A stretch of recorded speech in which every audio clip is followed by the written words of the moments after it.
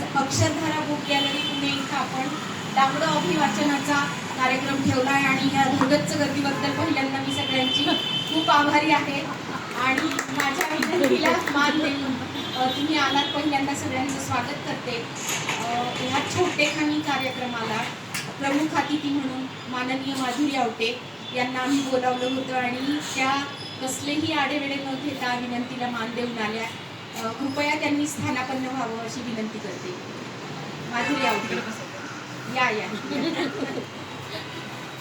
राजेश्वरीला विनंती करते की तिने आमच्या महिला मदत केंद्राच्या महिलांनी तयार केलेले छोटे छोटे बुकमार्क्स आहेत आणि एक जी पारंपरिक पद्धत आहे ऑर्गॅनिक वस्तू देऊन स्वागत करायची, त्याप्रमाणे आम्ही त्यांचं स्वागत करतोय।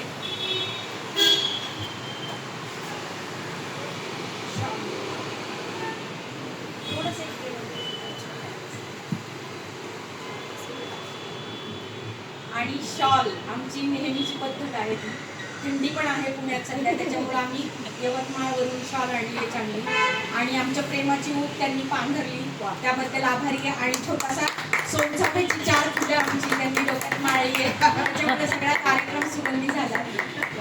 तुम्ही बसा। त्याच्यानंतर ज्यांच्यामुळे मी आज इथे उभी आहे की ज्यांनी ते काम केलं नसतं तर मी इथे नसते, पुण्यातही नसते, त्या वर्षा जोशी आठवले सकाळ प्रकाशनाच्या संपादक, त्यांना मी विनंती करते की एक आमच्या प्रेमाची भेट घ्यावी इथेऊन पुढे। हे आमच्या महिला मदत केंद्राच्या ग्रामीण महिलांनी तयार केलेले बुकमार्क्स आहेत आणि तुमच्या थंडीवर इथे व्हायरल गिराले म्हणून काळजी घेतोय आम्ही।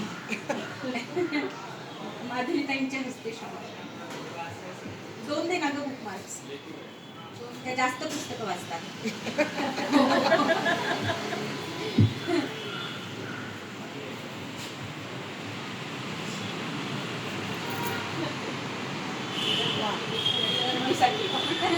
विदर्भातून आणलेलं प्रेम आहे।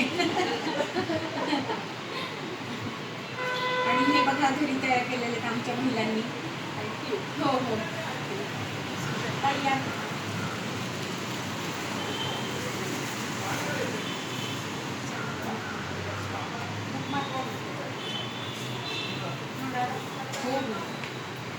मी वाचला होते ना, तुम्ही आले।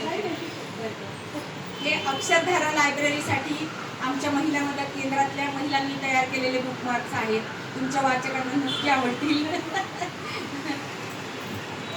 छोटीशी भेट स्वीकार केल्याबद्दल खूप आभारी आहे। आणि दांगडो वाचनाच्या कार्यक्रमाला आम्ही लगेच सुरुवात करतोय। प्रगतीला मी विनंती करते की तुम्ही स्टेजवर यावं म्हणून।